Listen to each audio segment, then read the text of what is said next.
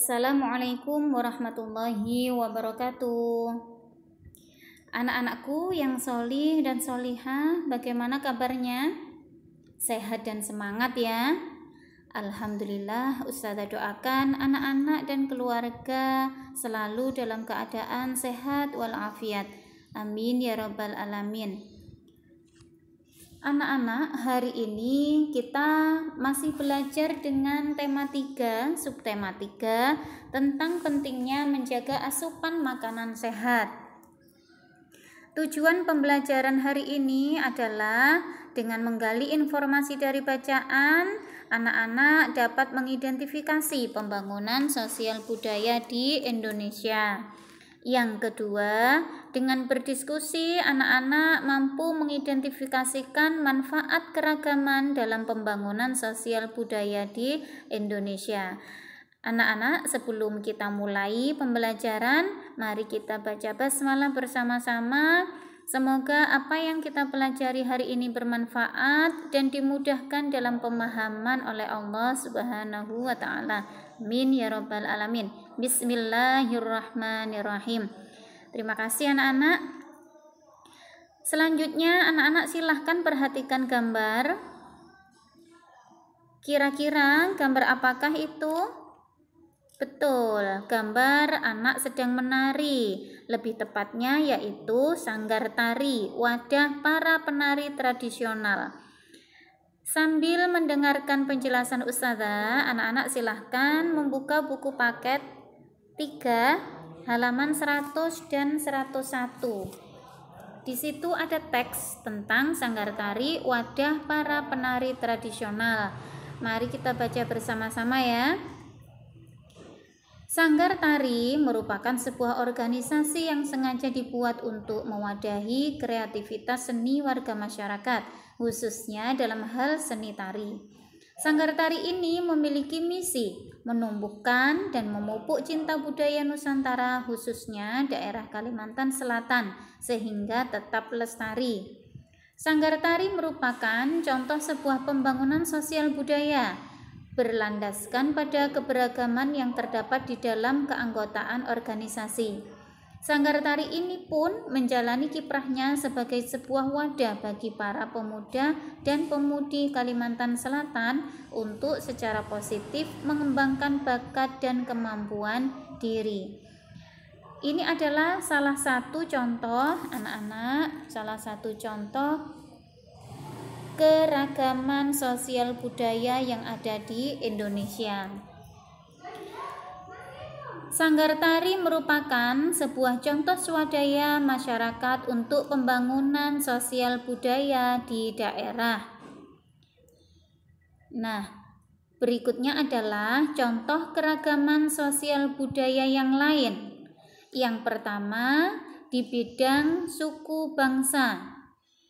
Suku bangsa di Indonesia sangat banyak sekali ya anak-anak, seperti suku Jawa yang ada di Pulau Jawa, suku Batak dan Nias yang ada di Sumatera Utara, suku Sunda yang ada di Jawa Barat, suku Betawi yang ada di Jakarta, suku Madura yang ada di Jawa Timur, dan suku Dayak yang ada di Kalimantan, dan masih banyak yang lainnya.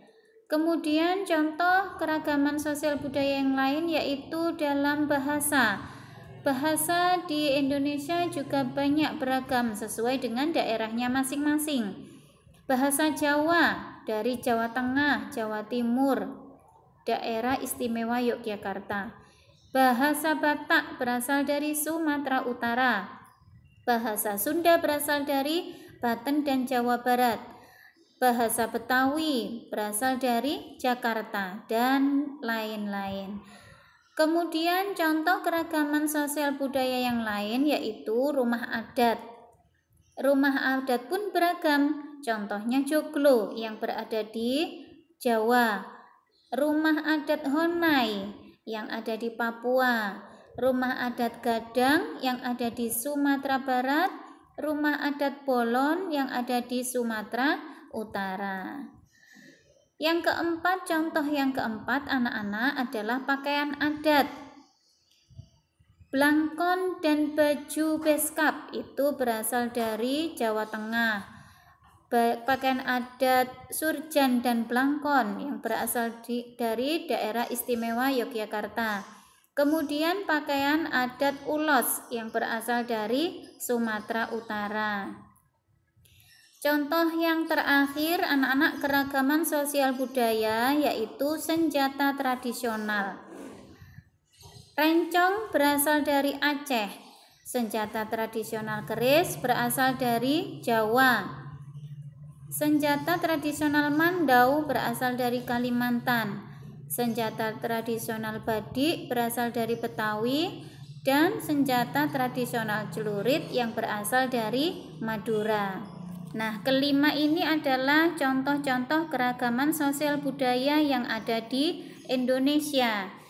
Dilihat dari suku bangsa, bahasa, rumah adat, pakaian adat, dan senjata tradisional. Anak-anak silahkan dilihat iklan yang ada di video itu bertemakan keragaman sosial budaya Indonesia sebagai modal pembangunan nasional. Nah, tampaknya anak-anak keragaman sosial budaya itu menjadi modal pembangunan nasional. Kira-kira setujukah kamu dengan pernyataan tersebut? Bagaimana bisa keragaman sosial budaya itu sebagai modal pembangunan nasional? Apa saja manfaatnya? Nah, berikutnya kita akan membahas bersama-sama. Manfaat keragaman sosial budaya yang pertama yaitu menarik minat para wisatawan asing dan dalam negeri untuk berkunjung. Yang kedua, manfaat yang kedua yaitu mempererat rasa persatuan dan kesatuan. Manfaat yang ketiga adalah memperkaya budaya bangsa. Manfaat yang terakhir adalah meningkatkan ketertarikan wisatawan domestik dan mancanegara. Nah, keempat itu adalah contoh manfaat keragaman sosial budaya ya anak-anak. Silahkan kamu menemukan manfaat yang lain, boleh selain dari 4 yang disebutkan Ustazah. Anak-anakku, selanjutnya silahkan kalian coba untuk mengerjakan latihan yang ada di buku paket kamu halaman 102 tentang contoh-contoh keragaman sosial budaya dan halaman 103 tentang manfaat keragaman sosial budaya. Anak-anak, jika kalian menyimak penjelasan dan melihat video yang Ustazah berikan ini, insya Allah kamu akan lebih mudah untuk mengerjakan dan menjawab pertanyaan-pertanyaan ya. Alhamdulillah anak-anak, pembelajaran hari ini sudah selesai. Thank you for your attention. See you next time. Wassalamualaikum warahmatullahi wabarakatuh.